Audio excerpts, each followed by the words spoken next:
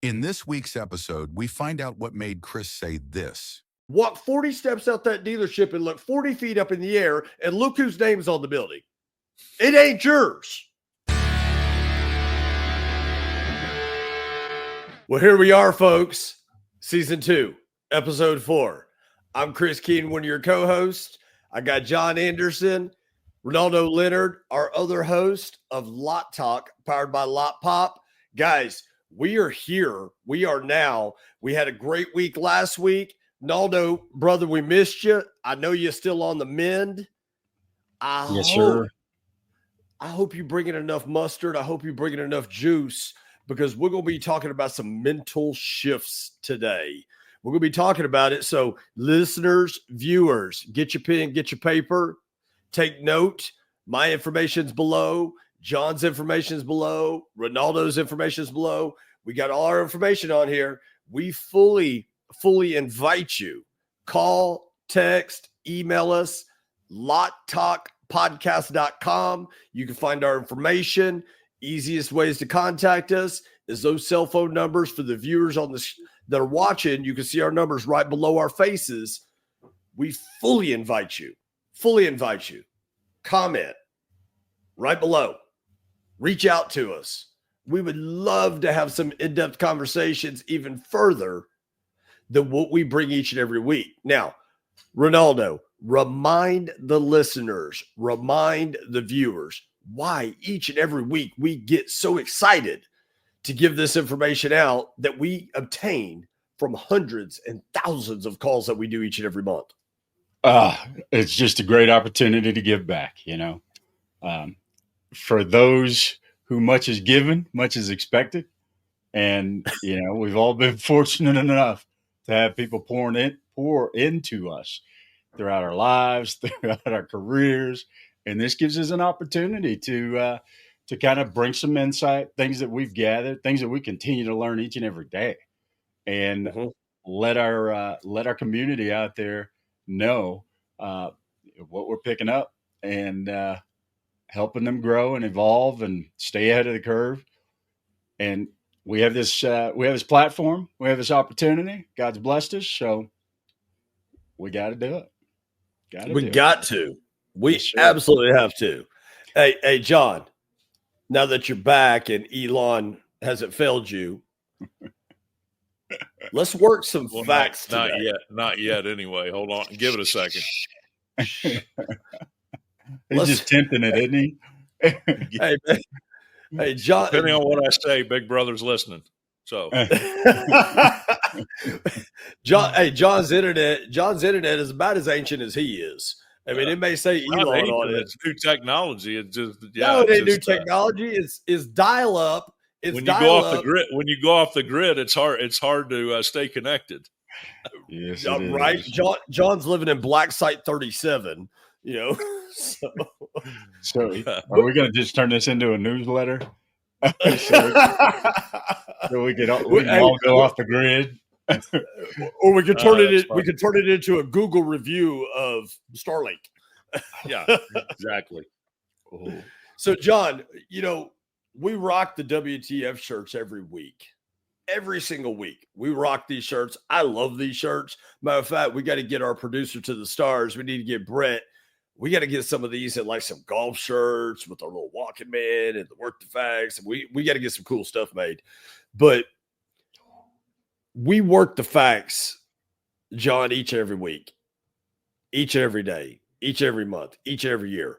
And the three of us, we get the opportunity to sit down and listen to hundreds and hundreds and hundreds of different people each and every week, starting with our dealer body, that represents, the great folks that we're partnered with here at Lotpop, but also industry experts.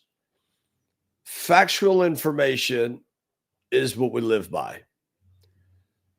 What factual information in the last week has stood out to you that's made you say, man, we have got to make sure we address this? What stood out to you, John? Wow, man. That's a great question. Chris is bringing the heat today. He is bringing the heat early. Channeling his Geraldo Rivera. Hey, Don't make me go. I go Geraldo. I'll go Geraldo on some folks. Chris, I think about the call that you and I were on yesterday, right? Ooh. You talking about that call from up in Wisconsin? Yeah. When you asked me that question, that's a great question. Because there's so many,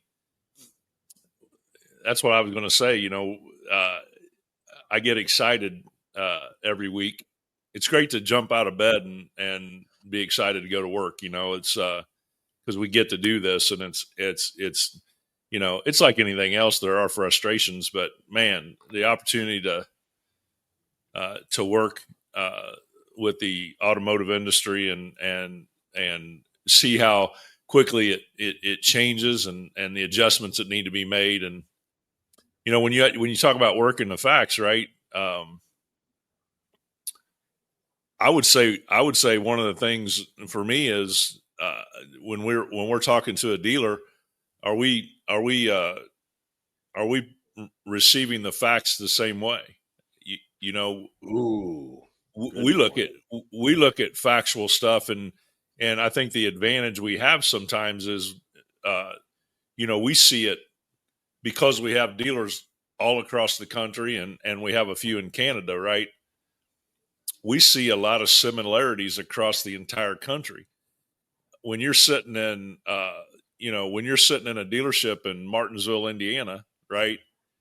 You don't have that viewpoint because you're focused on, you've got your blinders on, right? You're focused on your store. We have we see everything the dealer doesn't, and that's nothing against the dealer. It's just when you're general manager, GSM, salesperson, you're focused in your world, right? And so, when we start talking, right.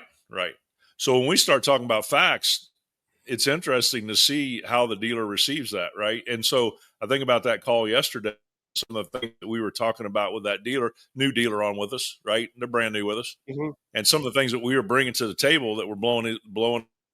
No, there's no doubt. I mean, when they sit there and look at that and go, okay, wait a minute, I discern the information this way, but the way that you guys are discerning the information and showing it, why does that make, it was almost, John, they were like, why does the way you're looking at it make more sense than what I've been doing? Well, they got front. He got, what I was going to say is he got front, which I understand right now about getting frustrated. so no, one of the managers got frustrated. He said, man, this is so frustrating.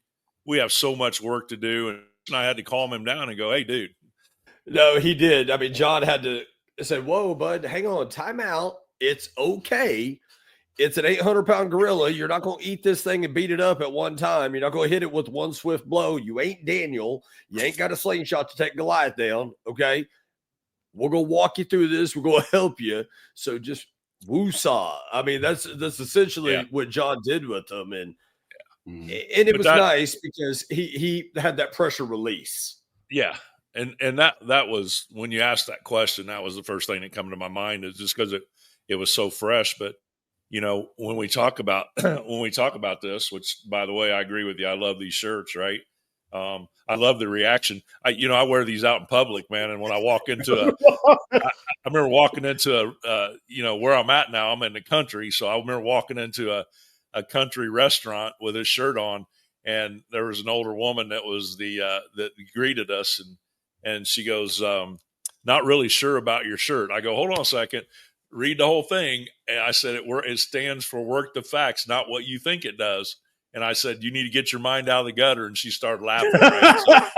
So the first thing people think is the Urban Dictionary version of that. Right. So I love the fact that we've used that, but we've talked about this before.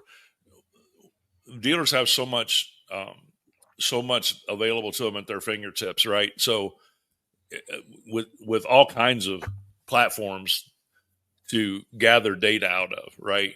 And so, I think what I've learned over time is,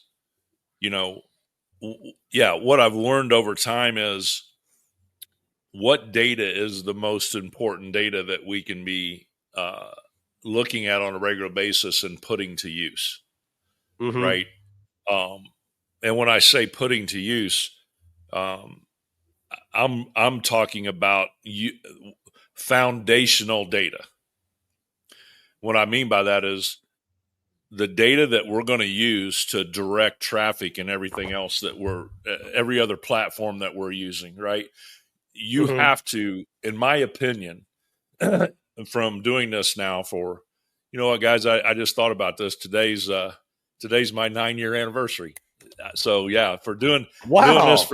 doing this for 9 years with I just thought that just dawned on me.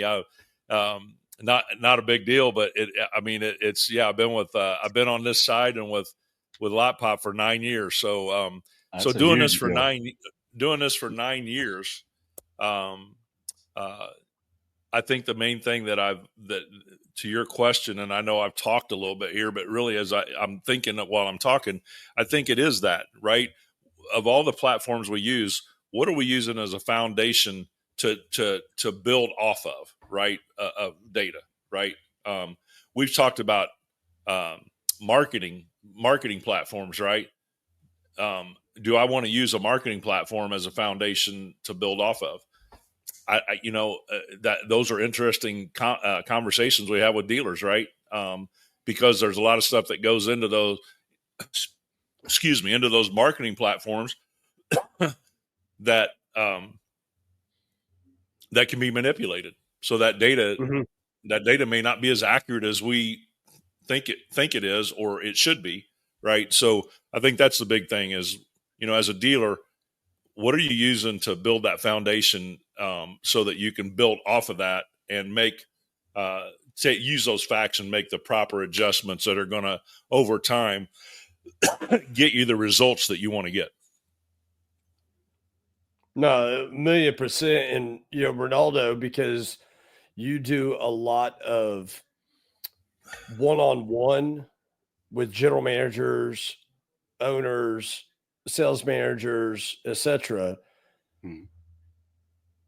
Thinking about what John just said in using that one platform, well, I think it's fantastic whether you use 1, 2, 3, it doesn't matter. Whatever technology, software, data points that you want to use, that's extremely important.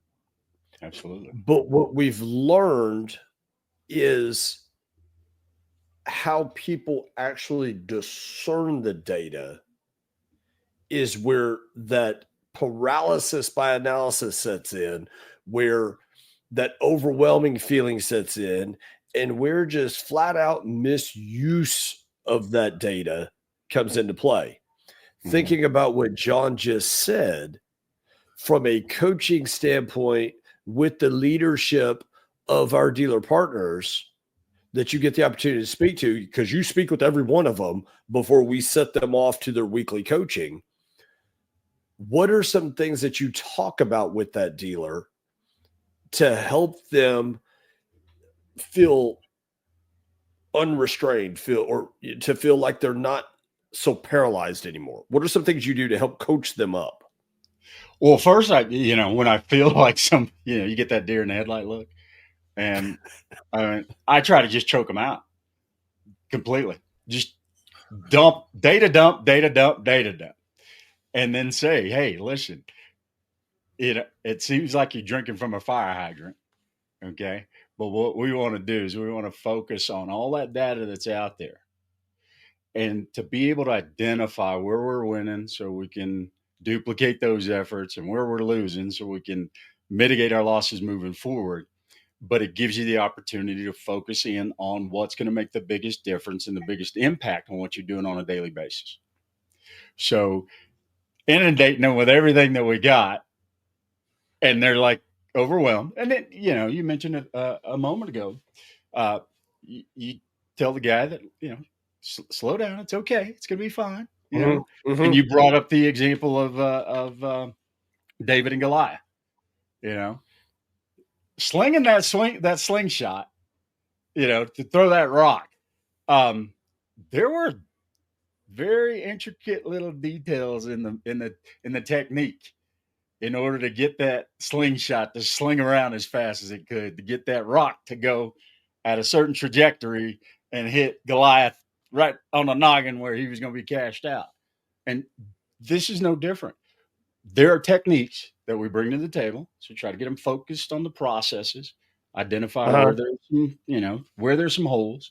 But then when you're talking about data and the data points, when we do see a red flag, we know exactly which data points we can use to pinpoint what the problem is and figure out what the solution is going to be. So it's just taking the forest, and then if you got ash borers, let's go look at the ash trees. If you've got beetle kill, we need to go focus on the pine trees. And so it's just a process of making sure that they understand, there's a lot of data out there. And we will be using some of it some of the time and other parts of it another part of the time. But it's all going to be focused on drilling down, finding out exactly what the problem is, why we're seeing it, and then providing a solution. In listeners and listeners and viewers, if you're taking notes, I would strongly recommend summarizing what John and Renaldo just went over. There's your first takeaway from today's call. Identifying that big what, whether that be what's going on, what platform I'm going to use, or platforms am I going to use to help me muddle through where we're at in our industry today that has shifted dramatically. What platform am I going to set my anchor with and say, this is where we're going to focus and this is where we're going to look. But I'm going to wrap all that in a bow to sit there and say, you could have the best platform in the world, but if you don't have an outsider looking in, helping you through that platform, it's no different than the call John and I were on yesterday with a really great auto group up north. It would be no different than that, where you misuse that platform or that market data without somebody right there with you to help you discern how to truly run that play that's in that plan or in that data set or in that software, in that tool. It's very, very, very, very crucial that you have a trusted advisor with whatever you're going to use, whatever it is that you're going to use. Have a trusted advisor to help you discern the information, but don't slant the information to your favor. Slant the information to what, no matter how you slice that bread, it's still a piece of bread. You ain't turning it into a croissant. You ain't turning it into a bagel. It's just a piece of bread, and you got to keep it very, very focused. But that's why the outsider looking in, that trusted advisor, is extremely, extremely important. John, what's your thought on that? Well, no, I think that's where I was going. Quite honestly, with what you just said, I think that's, when I was talking about building that foundation, that's exactly what I was referring to. You're exactly right. Man, I don't want to. I try very hard not to assume things, so I got to be careful here. But I think a lot of times, and I'm just thinking about to my days back in the store, from a management perspective. I think sometimes we're all victim to the circumstances leading us, instead of us leading the circumstances. You mean being proactive versus reactive? Well, yes. Yeah. I think,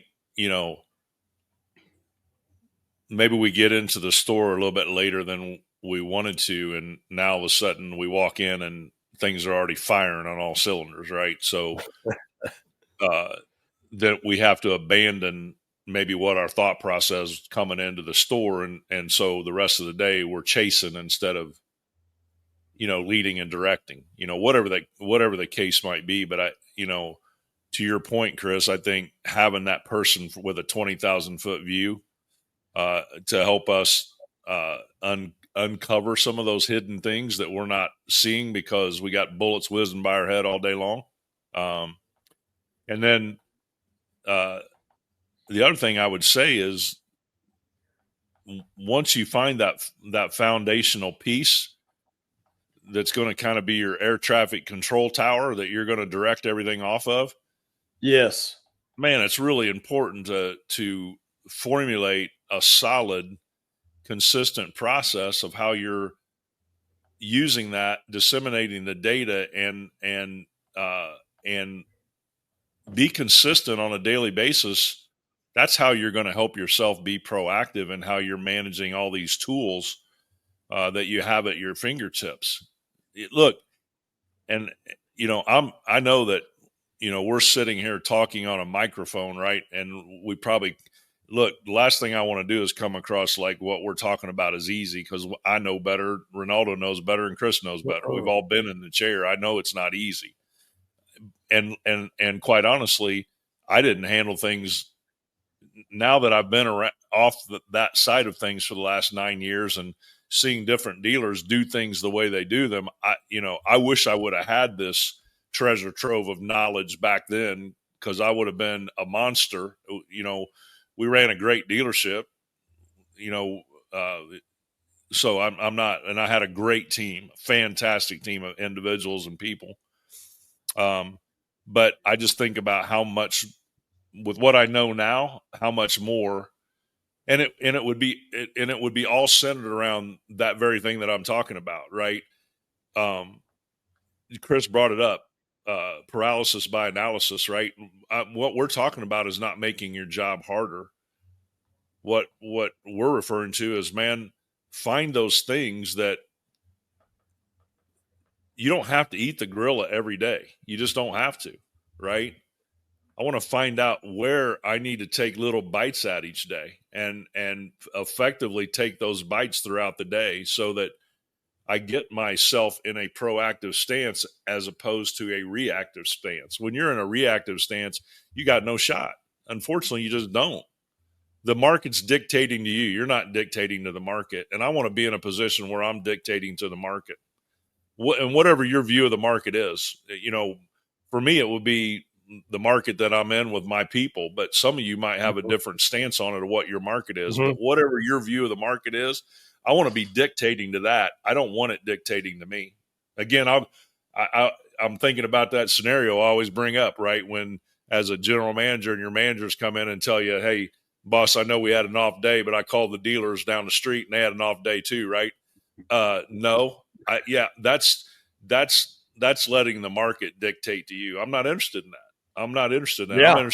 I'm interested in what we're doing, right? I don't care what the stores down the street are doing, because I'm allowing that to dictate the mindset at my. No. So very simplistically, what John is really summarize or alluding to, and I'll summarize this. And I wrote this down, John, because it impacted me when you said that.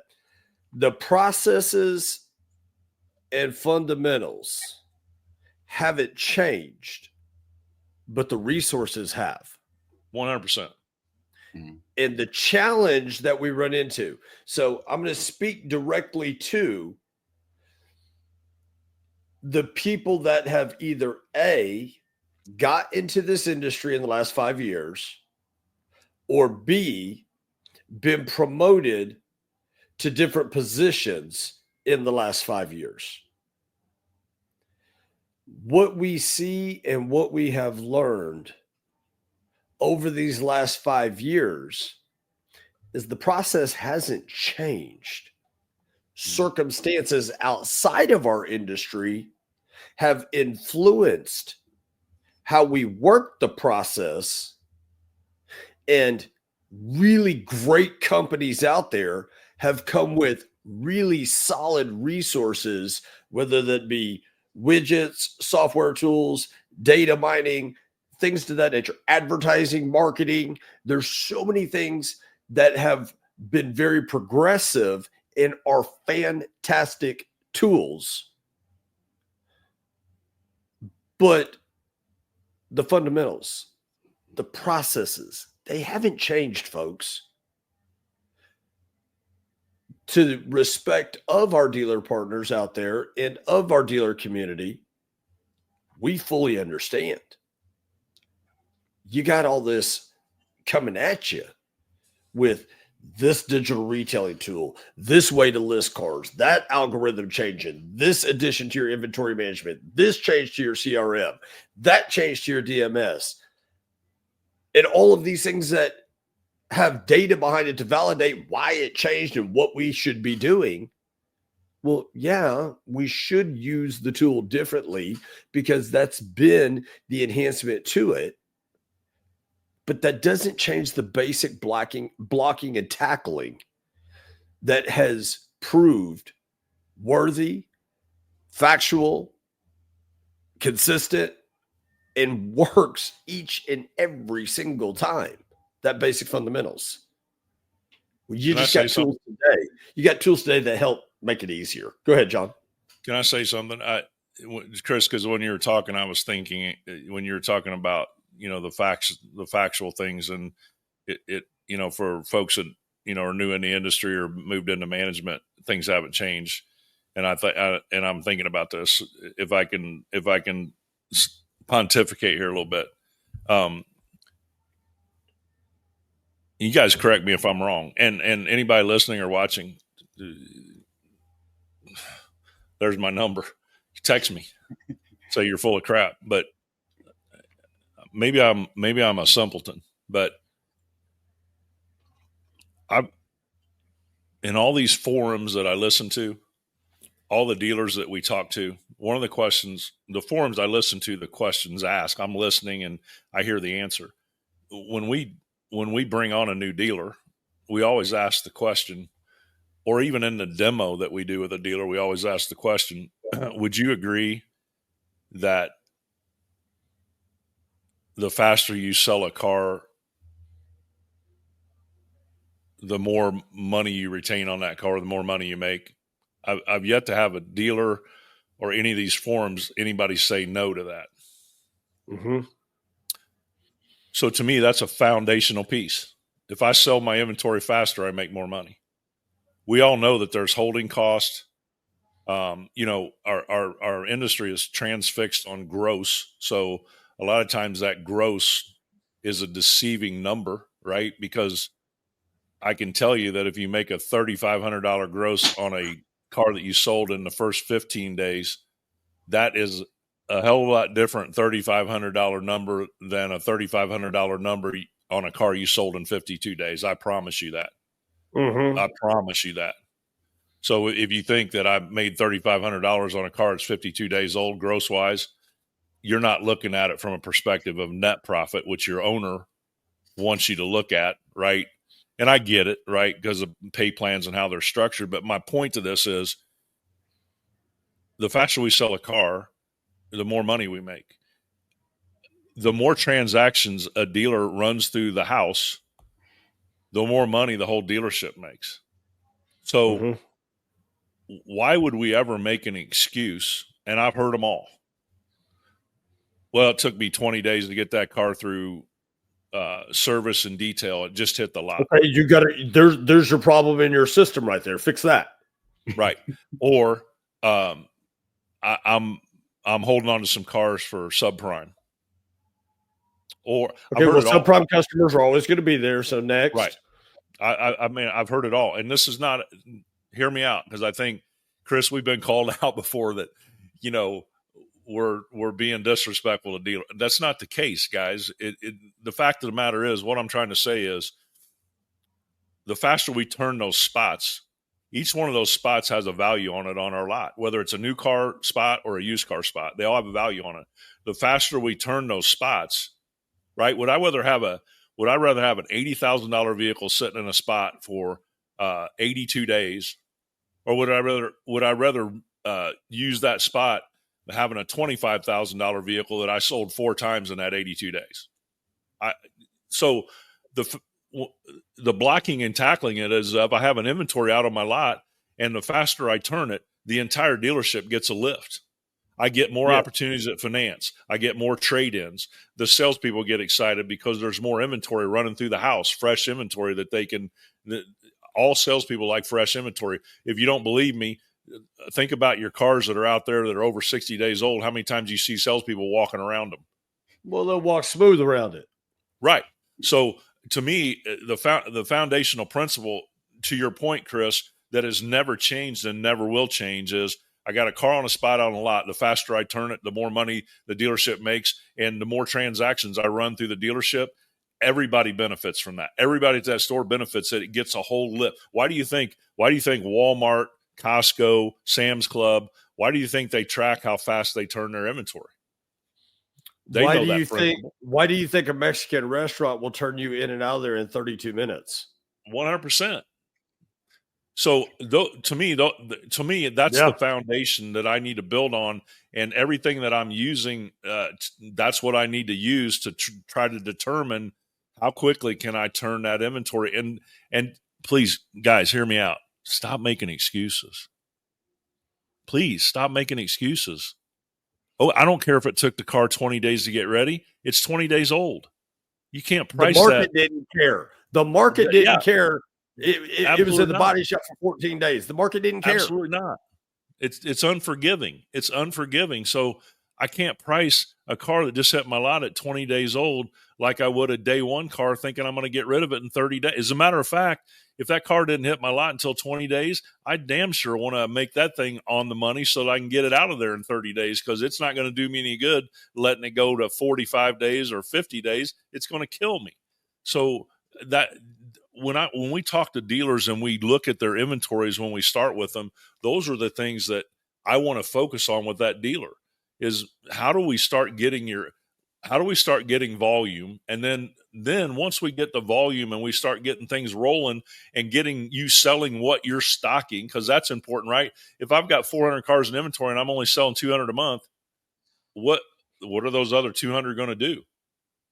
If you got 40 cars in stock and only selling 20 a month, what are those other 20 going to do? They're going to age.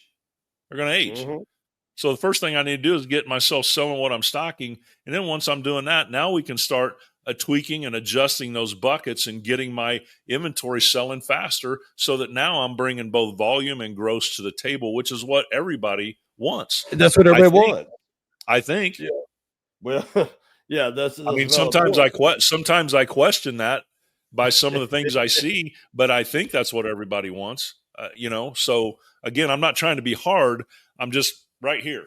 Those are the facts that we see all the time, right? So again, and I think we do a better job in our industry, John, and I'm as guilty as they come. When I was still on the retail side, John, I'm as guilty as they come. We do a fantastic job of selling ourselves on all the reasons we should continue a bad habit. Good point. Now, but thinking about all these tools, Renaldo, you have had probably one of the best analogies out there when you're talking about the tool belt. Okay. Mm-hmm. And you're not going to sit there and go drive drywall screws into a wall with a speed square. Talk about that on how we see that all the time. It's like, why are you trying to do that with that? It baffles me. Talk about that. Well, oh my gosh. I mean, I was fortunate enough to have somebody pull me aside and say, hey, listen, dude, just because somebody does something a certain way doesn't make it right. Go to people that are doing the things that you want to do. Ask them, what are you doing? Why are you doing it that way? What were the obstacles that you had to overcome in order to be able to accomplish it? Mm-hmm. And then figure out if it works for you. Implement it. Don't look back. Keep going. You can drive those screws with the T-square. It ain't the best way to get it done. It's going to take you long. It's going to take you a longer amount of time, a hell of a lot more effort. But it basically just boils down to the fact that once you realize exactly what it is you're trying to accomplish, and you've done your research, you've taken in all the data and made the decision, at that point, and it's just one conscious decision. I'm not going to do this anymore. I'm not going to keep a vehicle in inventory because I can't replace it. Or I don't want to replace it. I'm not going to keep a vehicle in inventory because, well, I'm not going to have as large of a gross. Dude, you don't have as large of a gross anyway. But at the end of the day, with everything and everybody that we talk to on a daily basis, we get in a comfort zone, and it's a hell of a lot easier to make up an excuse than to just roll up your sleeves and get to work. And so, it's just, for us, it's Dane Bramage, No, it's Dane Bramage for sure. Because we do see it, and we I mean, there's more than one way to skin a cat. And that's the benefit of what we bring to the table during our conversations is, there are a lot of options in order to be able to get something accomplished. But the facts are the facts. The facts don't change no matter where you are. Whether you got 40 vehicles in inventory, you got 400, right? At the end of the day, we just got to get to the bottom of what a T-square is, what its practical applications are, and what I'm going to use it for. Right? I'm sorry, but listeners, Renaldo, and viewers, you want to clear us up on what a T-square is, brother? Well, we had normally a question on the back screen. You want to clear it up for us, man? Yeah, normally. Well, I mean, somebody, if you don't know, a T-square is used to align right angles in any building project that somebody might be involved with. Now, in Chris's example, you wouldn't use it to drive a drywall screw because you need something that's going to put torque in a downward direction in a spiral in order to put that screw through the drywall. The T-square and how it was designed and why it was created isn't going to help you with that. So, which is where we were getting at. I'm sorry, listeners, viewers, but Brett, our COO and our producer, he sends on the back channel, what the hell is a T-square? Mind you, there's some generational gaps here, and Brett is not very mechanically inclined, and I don't knock anybody that isn't, but Brett, that's all right. We'll get him there. Yeah, we'll get him there. Yeah, I'm right there with you, Brett. I'm learning as it's taken me 63 years. I'm getting there a little bit, man. So don't sweat it, brother. Don't sweat it. So hey, one thing I want, hey Chris, real quick, please. One thing I wanted to clarify, because I don't want dealers to think, sometimes it comes across like we're rigid. Let me give you, so when we talk about, when I said, hey, I've heard all the excuses of why inventory, why we're holding on to inventory, right? So just our goals for our dealers are, first, sell what you're stocking. You're right. Look, if I'm not consistently selling what I'm stocking, the data I'm looking at is going to be skewed because I'm not selling everything I'm stocking. So can I count on that data? Well, yeah, I can count on it for what I'm selling, but what about the stuff I'm not, right? Once I'm selling everything, then I've got more accurate data to go by. Yeah. Well, but John, so once I'm selling what I'm sorry. The thing that I like to point out initially is the data that we see. Yeah, the data is not going to be as accurate as we would like it to be on what we sell and what we sell best, but it is going to be accurate on what you don't sell and what you don't have success with. Right. Right. That's and good. So, good point. But that's the beautiful thing about working with you guys, and I enjoy it every single day. And Chris, you brought it up initially. Everybody's going to receive information differently. Mm-hmm. But all three of us, with our background, diverse experience, we could look at the same metrics for a dealership and see it in 6 different 100%. angles, right? And so, but we can come to the same result if applied properly. absolutely. But to Chris's point, Renaldo, that's why, and this is not a tout for what I'm talking about. I don't care who. Find somebody that's outside with a 30,000 foot view that can interject these things so that you can have discussions about them. Well, that's why that's so important, in my opinion, right? That's invaluable, having somebody that can look at it with an outside perspective to say, hey, did you guys, because just what you said, right? The three of us will look at something and we'll go 3 different pathways, right? So to have those topics or those things brought up so that we can discuss them, to me, that's where it fits like a hand in the glove when you have that outside person, because they're looking at it from a 20,000 foot view. They bring up, hey, have you guys considered this, or have you looked at this? And then the dealer says, yes, we have, and here's what we're doing. And then you have those discussions. Is there a better way? Could very well be a better way, but are you open to that if you don't have that person? Whoever that might be. But you got to be careful, John. You got to be careful there, though, okay? Because you could have that quote unquote trusted advisor, and they can sit there and tell you, go this way, but where the differentiator is between a labeled trusted advisor and a true trusted advisor is a true one can validate it. No, you're right. Difference. Yeah, you're right. No, you're right. You're right.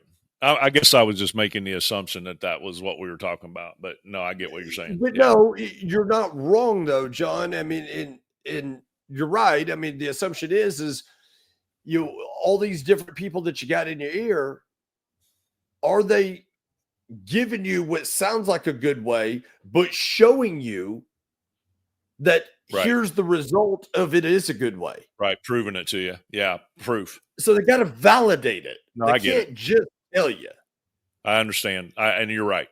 So just to finish my thought on so when I mentioned something about talking about, vehicles that we don't, for whatever reason, right? So our goals are sell what you're stocking, and then 65% of that should come out of your first 30. Mm-hmm. So that's why I always tell dealers, we're still allowing 35% that doesn't, right? Love to see it all come out of the first 30 because I know the benefit of that, but for our goals for our dealers, 65% or higher coming out of your first 30. So if you're at the 65%, you're still allowing 35% for those one-off vehicles, those subprime vehicles you want to hold on to a little bit longer because they're good for the bank and what you're trying to do. So again, I think where I was going with that, Chris and Renaldo, is, we've got, with the time we have left, because I know we've hammered on this part of it as far as foundationally and all the things that we've talked about. I think it would be good maybe strategically to throw out some of these things to folks that are listening or watching that, from a strategic standpoint. I know, Chris, we talked about potentially getting into a little bit on the appraisal side, which I think is an excellent topic because it sets the tone for everything we've been talking about, right? When you're bringing that vehicle into inventory, that yes, sets the tone. The other thing too is how I hear this bantered about all the time. How many appraisals do I want to get in a month? All of them. I want to get, I had a wise mentor. Right. I had a wise mentor. Tell me one time, John, and he's spot on, that your goal should be to get everybody that comes in your store on a worksheet. And in addition to that, give them an appraisal on their vehicle. But that's what I was going to say, John. There's 2 worksheets. Sure. There's 2 worksheets. Worksheet number 1 is what you're selling, and worksheet number 2 is what they're selling you. 100%. 100%. Hey, and folks out there, let me tell you something. We look at this hard now. When we get a new dealer, we go in and we look because we have the inventory side and the lead side. So we'll go in and we'll look at how many leads, how many total active leads do they have in their system, and then we look at how many trades on those leads are present. And I can tell you that the percentage falls between 10 and 15%. And we so when all know there's more than that. Right. And so when we're talking about, we always say what you would do bricks and mortar, do on your virtual lot. Don't change it. You got two different lots you're operating. You got virtual, you got your bricks and mortar. The difference in your virtual is you can't, on your bricks and mortar, you can see who's coming and going. On your virtual, you can't.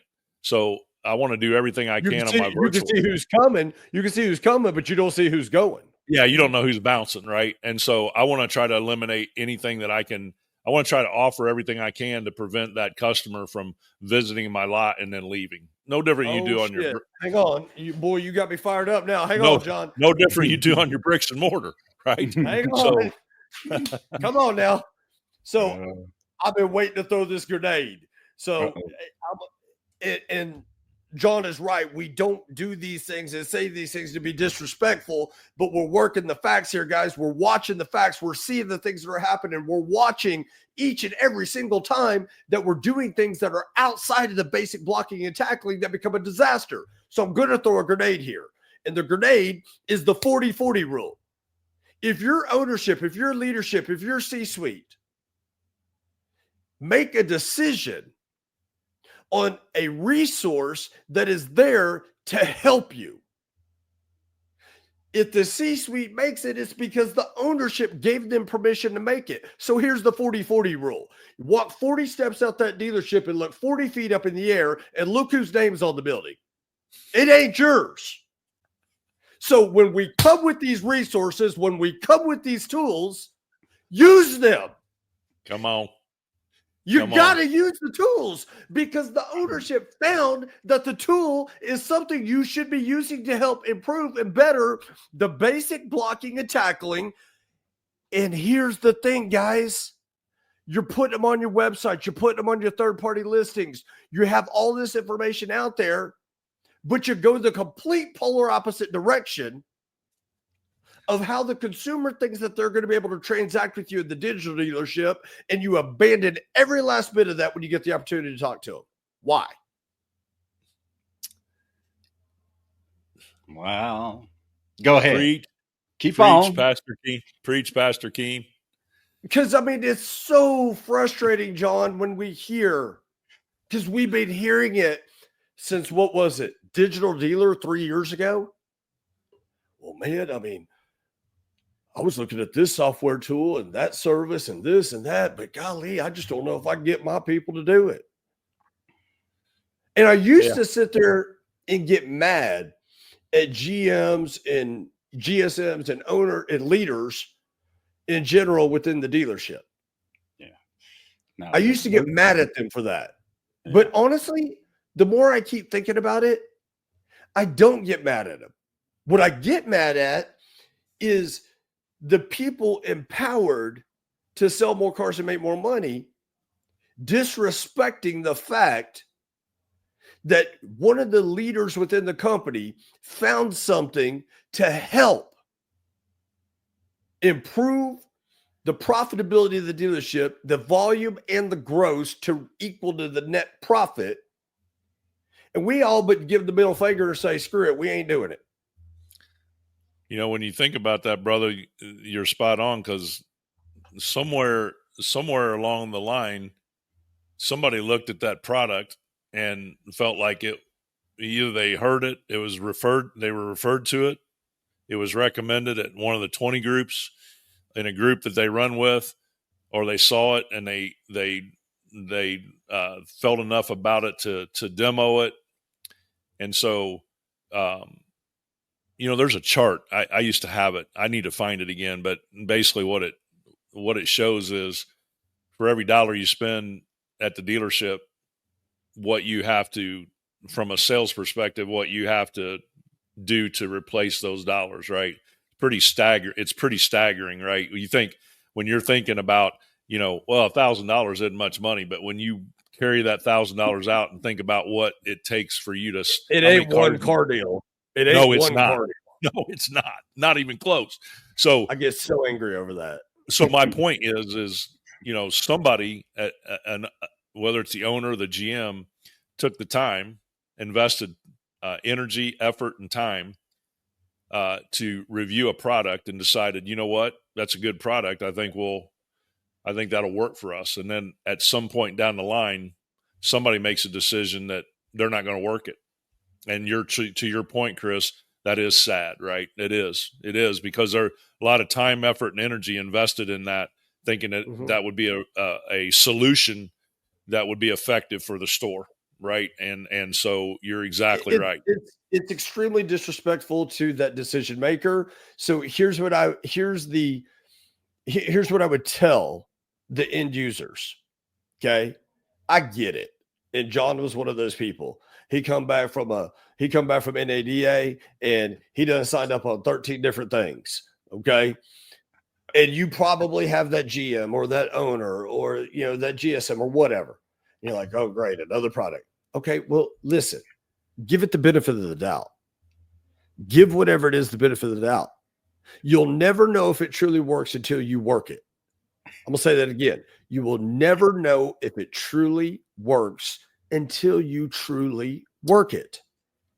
Don't disrespect the decision maker and not do it because I've been doing it this way. Okay, cool. You've seen success over the last 5 years. Okay. Well, a monkey riding a banana flying through the air found success in the last 5 years. We're back to what I was telling you guys when we were backstage before we came on. A young, new operator in our industry said to me just yesterday, hell, Chris, we're back to what things were in 2018. Guess what? We never left that because the same processes and fundamentals were the same. We just had a little edge and, quite frankly, a little bit of relief. 2020, 21, 22, part of 23, we had a little bit of relief. Well, yeah, now you got to go to work. And the processes and the fundamentals are still the same. Just take the resources that you use or that you have and maximize them. Maximize them. Use them. Whew. Hang on, why man. Would you get my power? Why would you I'll say something else. I'll say something else. Why would you have a resource at your store and you have questions about it, or you're unsure about certain areas of that resource and how to best apply it so you get the best benefit from it? Why would you not call the individual that is your rep or that resource and ask for help?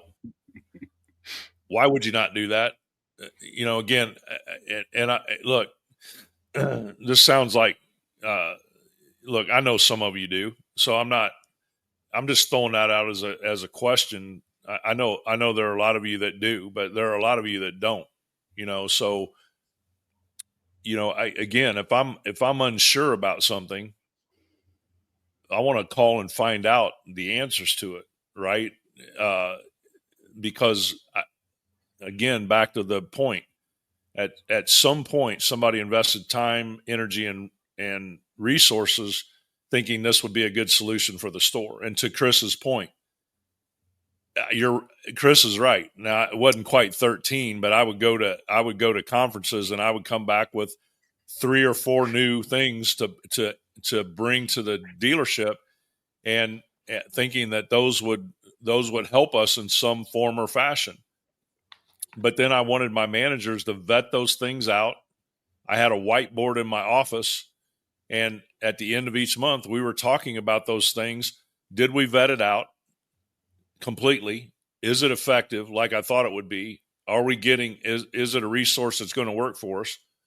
And if the answer is yes, then we're digging in deeper. If the answer is no, then we're gonna give it a shot and explore. Did we truly vet it out? If we truly did, then if it's not working for us, then by all means, right? It's got to go. But give it give it a full 100%. To Chris's point, make sure you're giving it a full one. If you don't give it 100%, how do you know if it's going to work for you or not? Mm-mm. How do you know? They ain't going to. Right? It's like anything. John, you said, and I'm gonna step on you here for a minute. I apologize, No, but you sat there and said, for crying out loud, pick up the phone if you don't know how to use it, understand it. Hell, even got to log into it. Pick up the phone, call your rep, call your, coach, whatever they call them. Okay, call that person. But I'm going to back up even farther now, and I'm going to sit there, and for all of the decision makers that are listening to this call, hear me close. If you are electing to bring a product or service into your dealership, and if that product and service does not clearly define that you have unlimited, no additional charge training from a qualified individual of not just how to push buttons, but how to apply it, don't sign up with it. Don't sign up with it at all. Sorry, third parties that are out there, but don't sign up with it. Go ahead, Renaldo. Yeah, I don't mean to interrupt, but no, interrupt. Being in a training mindset, I just wanted, because we were making a couple of assumptions there. This is a telephone, and it could be used for a lot of things other than taking pictures, playing games, Facebook, all that other stuff. You can actually press numbers into it and get someone on the other end with the same device on the other end who could answer questions, guide you in a direction on how these tools work and how they could benefit you. But I'm not really sure. I mean, I want to make sure that everybody does understand that telephone is powerful. And there are a lot of people who are afraid to make phone calls, to talk to a human and ask questions, receive information, and then apply that. So I apologize. Hey, I just wanted to make sure that we set that foundation, that there's all types of information, all types of guidance, direction that can be available to you just by picking up the phone. It's Renaldo, you're spot on, brother. Hey, guys, what we're saying is there's a lot of excellent tools out there in the marketplace. We're fortunate enough to have great relationships with a lot of them. Yeah. We share data in our software, and they share our data in their software. So we have some excellent partnerships. I guess, there's a lot of great resources out there in the marketplace for you. So just, I know you're busy. I get it. A lot of you are wearing multiple hats in the store. You are. But you can also delegate, right? I can delegate somebody and put them on, hey, reach out to this, whoever it is, reach out to them and set up a training session for us. We need to dive deeper into this. Yeah, I don't have to do it all, right? When I'm trying to do it all, the dealership's only running as fast as I can. Quite frankly, I can't run very damn fast by myself, right? So I can backpedal faster than you, John. so delegate. But our point is, and I know we've hammered it, but it's the truth. I think sometimes we take these things and we take them for granted, and we don't understand completely how they can best benefit us because we're not digging in and trying to find out how they're best benefiting us. And so and I hear it all the time, right? I've got all these tools and I got to bounce in and out of all these tools, right? And it's frustrating, Lord. right? I think a lot of that frustration comes from the fact that we don't know how to use them all. right? Because if we knew how to use them all, 100%. we could do it just like Renaldo said about the tool belt, right? A carpenter goes to the job to build a house. He's not using his hammer 100% of the time. That thing's hanging in his tool belt, right?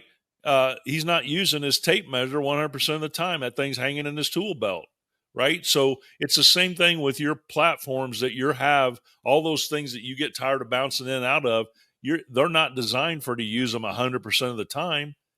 They're designed to give me an effective solution to an issue that I'm having. And so how do I need to understand completely how they do that so I can get the best effect from them. That's all we're saying. And this is an issue that we see time and time again.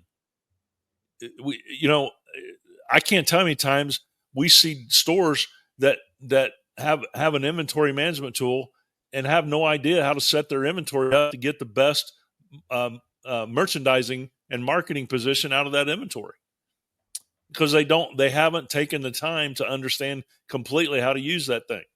So this is, I think we went off script today. We had another objective we wanted to accomplish, but I think I like where we went, because this is critical mass right here.